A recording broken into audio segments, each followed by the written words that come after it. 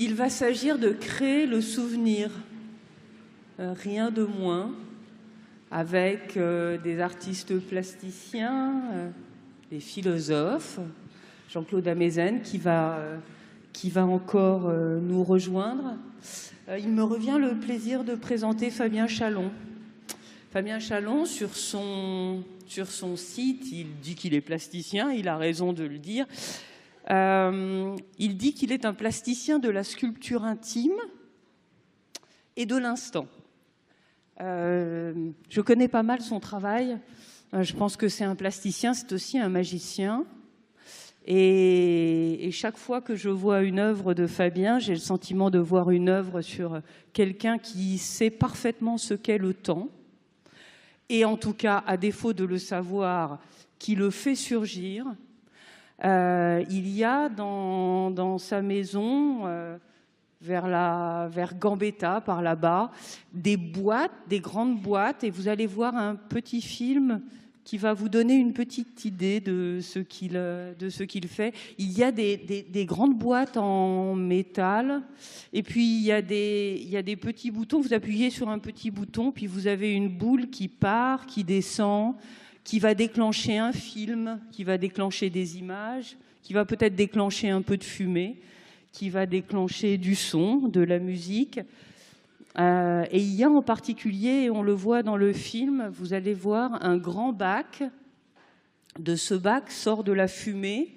Sur cette fumée viennent s'inscrire des photographies, des images de personnes. Et pour une raison qui n'a pas d'importance ici, il se trouve que je connais des personnes de la vie de Fabien, des parents. Et les visages que l'on voit apparaître, la première fois que je les ai vus, j'étais sûre que c'était ses parents, alors qu'en réalité, je sais que ce ne sont pas ses parents. Donc, plasticien, magicien du temps et de l'instant. Peut-être tu peux rejoindre, Fabien, le pupitre.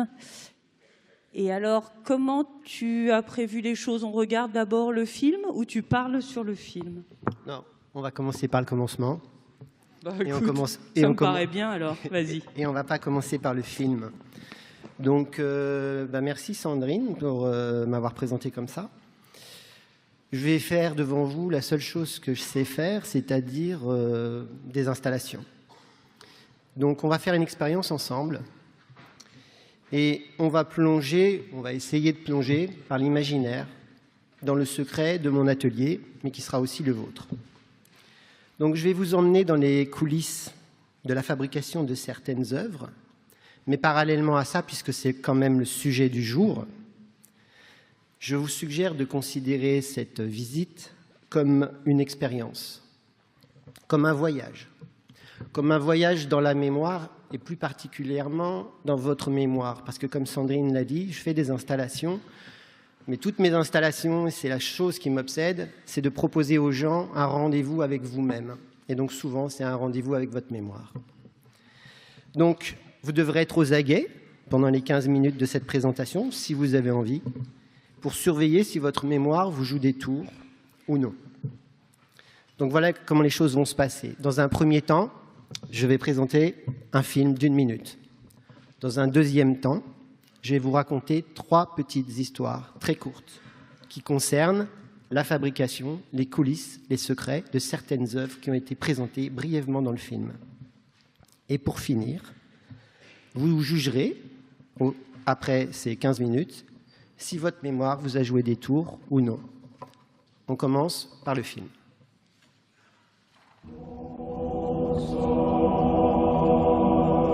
Amen.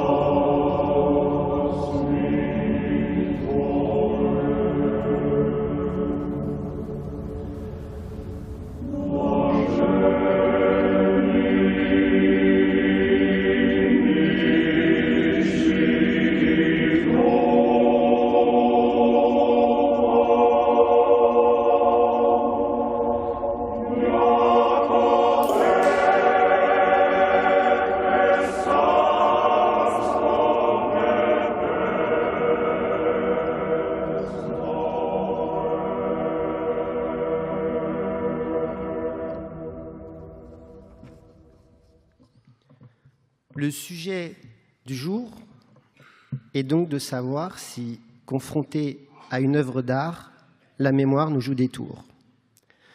Donc je vais commencer par une présentation de ce que je crois être la mémoire au sein de l'atelier comme partenaire de travail. Je pense qu'un artiste est obligatoirement amené à s'interroger un jour ou l'autre sur le rôle de sa mémoire, sur son imaginaire. Simplement parce que créer une œuvre exige d'accéder au plus profond de soi-même, dans un lieu mystérieux, probablement indéfinissable, et qui, je crois, correspond simplement à notre singularité. Pour compléter la présentation de l'image que je me fais de la mémoire dans l'atelier, je dirais que c'est une île posée au milieu de l'homme et que, telle une bibliothèque, la mémoire est à la fois notre contenu et notre contenant. Autant vous dire que c'est vaste, indéfinissable, et que je sens dans l'atelier, dans la solitude de l'atelier, que c'est dans cette bibliothèque qu'on prend les livres qu'on connaît, qu'on n'a pas lus ou qu'on croit avoir lus, et en faisant les liens entre toutes ces choses de savoir ou qu'on ne sait pas, etc., on crée des idées. Pour dire une seule chose sur la mémoire, je vais citer saint Augustin qui en parlera 1000 fois mieux que moi, et ça sera sa seule phrase. Saint Augustin parle du tourbillon de la mémoire en disant que le présent du passé s'appelle la mémoire. Donc je vais vous raconter 3 petites histoires. La première est une histoire collective. C'est celle du Monde en Marche. Le Monde en Marche, c'est une installation que j'ai eu la chance d'installer dans la gare du Nord. Et cette histoire illustre comment la mémoire a joué des tours à une assemblée d'une 40aine de personnes, sous mes yeux, pour l'entraîner dans une rêverie totalement inattendue et surtout, j'ai pensé, totalement hors sujet. Donc je vous raconte la scène. Je suis convoqué, c'était en 2004, par Louis Gallois, président de la SNCF, suite à plusieurs entretiens préalables, évidemment.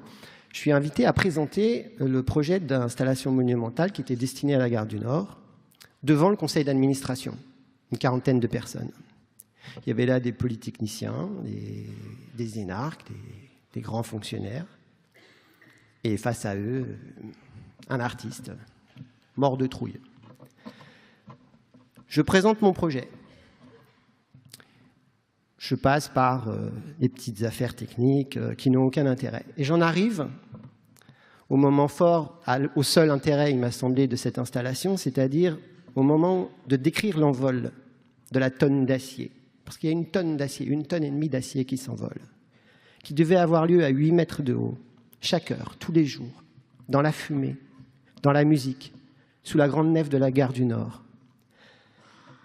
À ce moment-là, j'ai bien vu que derrière les énarques, il y avait un regard qui se changeait. J'ai bien vu qu'ils avaient changé d'attitude, que l'attention était différente, qu'ils avaient envie de savoir la suite. Je ne dirais pas que est-ce que la sculpture allait aller dans le ciel, non. Mais ils étaient pris par un imaginaire. Et j'ai bien vu, c'est là où je veux en venir, que derrière les costumes des dirigeants, de ces gens très pragmatiques, habitués à la pensée complexe, j'ai bien vu qu'il y avait les costumes qui s'ouvraient et que dans cette ouverture apparaissait l'enfant qui avait en eux, avec sa soif d'émerveillement, son envie de savoir, son envie de savoir la suite, l'envie d'avoir envie tout simplement. Alors oui, j'étais dans la scène, mais aussi à l'extérieur de la scène parce que je ne m'attendais pas à ça, donc ça m'a sauté aux yeux. Et je me suis dit que ce moment-là, où l'enfant qui est en vous vient doucement superposer son âme sur votre visage, à ce moment-là, la mémoire vous joue des tours. Et d'ailleurs, dans cette réunion, il ne m'a pas été posé de questions sur la technique, sur les infrastructures à prévoir, sur le budget, sur le planning, sur les droits musicaux, parce que c'était quand même Brian Eno, sur le parcours pompier. Vous savez, dans tous les lieux publics, il y a un parcours secret qui est placé au sol. Il faut connaître les codes, mais en tout cas, il y en a un qui est préservé. On ne m'a rien demandé là-dessus. il ne fut question que de l'envol, de la liberté, de l'allégorie, du plaisir de l'instant et du rôle joué par la poésie dans un espace public. Ils ont même disserté entre eux sur la façon dont la poésie allait être véhiculée d'âme en âme au milieu de la gare du Nord, et qui donc, par conséquent, allait transformer ce lieu de passage en lieu sacré. Donc, j'en ai tiré une conclusion, c'est qu'en se glissant discrètement dans les débats, par surprise, les jeux de la mémoire peuvent changer l'enjeu des débats. Et en tant qu'artiste, j'ai vu, ou j'ai eu la confirmation du fait que l'histoire de nos émotions, de notre imaginaire, s'écrivait très certainement au fond de nous, dans une petite maison des souvenirs, qui loge en nous, et qui de temps en temps, par surprise, au moment où on s'y attend probablement le moins, sort de l'ombre, pièce par pièce. Peut-être pour changer notre regard sur le monde, peut-être pour le rafraîchir, ou peut-être même inconsciemment pour le faire se raccorder avec ce qui fait notre singularité. C'était la première histoire. La seconde histoire est celle d'un homme seul qui entre dans une de mes expositions qui s'appelait « Les disparus ». C'est vrai que j'aime beaucoup, c'est probablement pour ça qu'on m'a invité aujourd'hui, j'aime beaucoup traiter le thème du temps et donc de la position dans le temps et donc forcément celui de la mémoire. L'installation comprenait une quinzaine de photos suspendues sur un portique motorisé, lequel était lui-même posé sur du sable. C'était une plage que j'avais reconstituée artificiellement. Et j'avais placé quelques ventilateurs pour créer le vent et balayer les photos dans le vent. Un jour, un homme est entré, seul. Et là, c'était très étonnant. Il est allé, pour l'instant rien d'étonnant, il est allé directement devant les disparus. Il s'est arrêté. Vous avez vu quelques images, donc vous pouvez imaginer que c'était grand, en mouvement, avec une bande son. Il fait 2 pas de côté. Il s'appuie sur une colonne, il renverse la tête en arrière, il ferme ses yeux, et là, il reste plus d'1 heure comme ça. Plus d'1 heure, immobile. Donc au début, c'est amusant, on se dit, tiens, pourquoi pas? Mais très vite, les médiateurs de l'exposition, et moi-même, qui étais présent ce jour-là, on s'est dit, mais qu'est-ce qui se passe là? Qu'est-ce qui se passe? Il est fou où il est. Et nous, même, où sommes-nous? Pourquoi est-ce qu'on a peur comme ça? Donc, au bout d'1 heure, je ne sais pas si c'est bêtement ou pas, mais en tout cas, je décide de, on va dire, rompre le charme. Je vais le voir, je me mets devant lui, sentant ma présence. Il ouvre les yeux et bêtement, je lui dis, pour créer le contact, je lui dis « ça vous plaît ?» Et là, il me regarde et il me dit très calmement, très lentement « Monsieur, j'ai pris le temps. »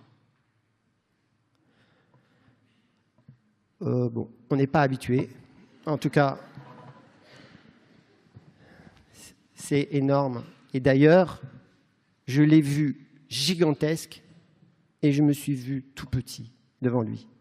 Je me suis dit, mais il a effectivement tout compris et pourquoi est-ce que ma question est aussi banale finalement et même notre interprétation, pourquoi est-ce qu'on a eu peur? Qu'est-ce que j'en ai déduit par rapport à notre sujet du jour?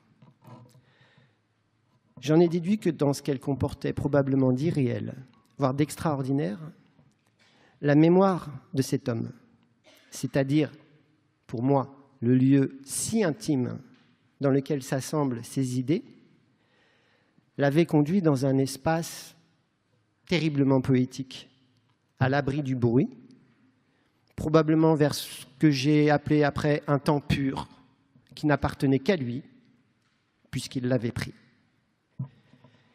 Et donc, sur mon travail d'artiste et ma réflexion, et par rapport au rôle de la mémoire joué dans la fabrication d'une œuvre, j'en ai tiré la conclusion que nous, les artistes, dans notre travail, nous avons beau jeu de tendre des pièges de rêverie avec des techniques différentes, chacun sa technique, des effets, ou même une sincérité.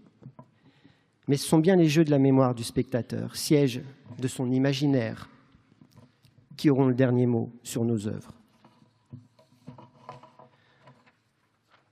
Enfin, la troisième histoire, pour laquelle j'ai une affection particulière, puisqu'elle s'appelle L'horizon des événements, qui est le titre de mon exposé. Je ne sais même pas si je vous l'ai dit, que mon exposé s'appelle L'horizon des événements ou la visite de l'atelier de l'imaginaire. J'ai l'impression que je ne l'ai pas dit. Donc cette fois-ci, on entre de plein pied dans mon atelier et je vais vous dire comment s'est passée la fabrication d'une œuvre en rapport avec le jeu de la mémoire. À l'origine, puisque je m'interroge sur ce sujet, j'ai voulu créer une œuvre qui évoquerait la limite de la mémoire, plastiquement. Comment partager cette sensation avec des spectateurs. Et les limites de la mémoire, mais aussi les limites de l'imaginaire, puisque pour moi, les deux sont liés l'un à l'autre. Donc pour cela, j'ai éprouvé la nécessité de bousculer, en tout cas en moi, la notion de la mémoire, et donc de l'associer à quelque chose d'infini. Au moins je repoussais les limites. Et pour ça, j'ai choisi le cosmos. Alors, pourquoi le cosmos? D'ailleurs, vous avez vu dans le film que je suis très attiré par les fumées, par l'immatériel, par le mouvement des fumées, qui sont très cosmiques. Et pourquoi le cosmos? Parce que nous sommes constitués de poussière d'étoiles. Et que la matière, les atomes même, qui constituent la matière de notre mémoire, proviennent des étoiles. Et moi, en tant qu'artiste, poétiquement, ça me va, pour partir sur un travail. Donc ensuite, j'ai pris un résumé d'astrophysique, que je trouvais également poétique, que j'avais mis dans mes fiches d'atelier pour le sortir un jour ou l'autre. Et ce résumé d'astrophysique traitait des trous noirs.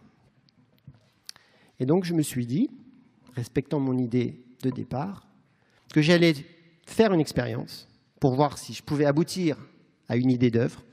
J'ai remplacé le mot « cosmos » dans le résumé d'astrophysique par le mot « mémoire » et les mots « trou de mémoire »,« trou noir » par les mots « trou de mémoire ». Donc je vais vous lire le résumé d'astrophysique. Vous allez voir, il est très simple, il est plutôt très joli et très court. Il existe dans le cosmos des déformations de l'espace-temps que l'on appelle des trous noirs. Parallèlement à cette découverte, les scientifiques nous enseignent qu'aux confins du cosmos siégera toujours l'inconnu, c'est-à-dire le mur de l'inconnaissance. Chaque trou noir, disent ces scientifiques, possède autour de lui une frontière appelée l'horizon des événements, qui marque la limite à partir de laquelle plus rien, y compris la lumière, donc y compris la connaissance, ne peut plus exister sans être irrémédiablement happé par l'intérieur du trou noir. C'est un phénomène physique. Le trou noir est d'une telle densité, physiquement parlant, qu'il attire tout par la force de gravitation. Par ailleurs, c'est la fin du résumé, l'intérieur du trou noir, dans lequel tout disparaît, a été appelé par les scientifiques la singularité. Donc déjà, je l'ai mis de côté parce que je le trouvais magnifique, philosophiquement magnifique et poétiquement magnifique. On inverse ensemble les mots cosmos par mémoire et les mots trou noir par trou de mémoire. Je reprends le résumé d'astrophysique et on regarde sur quoi on tombe. Oui, c'est du tripatouillage d'alchimiste, mais dans la solitude de l'atelier, il faut bien chercher par un bout, et donc je me livre à ce genre d'expérience. Le résumé. Il existe dans la mémoire des déformations de l'espace-temps que l'on appelle des trous de mémoire. Parallèlement à cette découverte, les scientifiques Il nous enseigne qu'aux confins de la mémoire siégera toujours l'inconnu, c'est-à-dire le mur de l'inconnaissance. Chaque trou de mémoire, disent ces scientifiques, possède autour de lui une frontière, appelée l'horizon des événements, qui marque la limite à partir de laquelle plus rien, y compris la connaissance, ne peut plus exister sans irrémédiablement être happé à l'intérieur du trou de mémoire. Par ailleurs, l'intérieur du trou de mémoire, dans lequel la connaissance disparaît, s'appelle la singularité.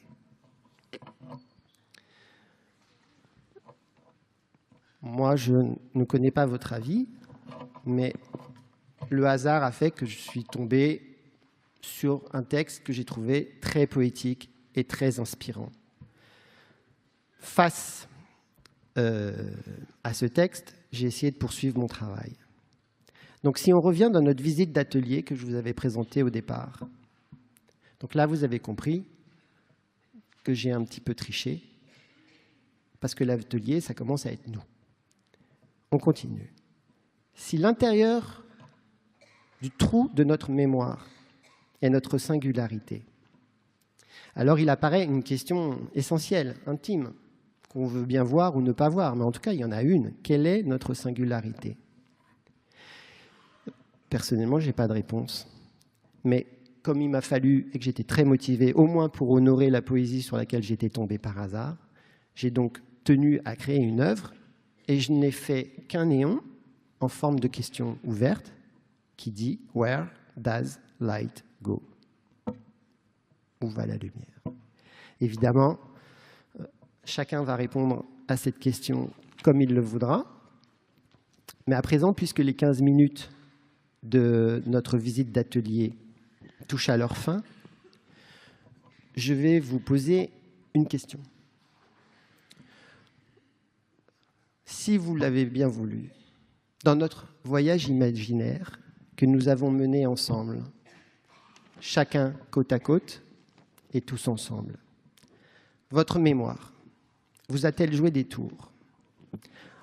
En d'autres termes, quelle partie de votre univers intime, on va l'appeler votre singularité, les jeux de votre mémoire vous ont-ils fait découvrir?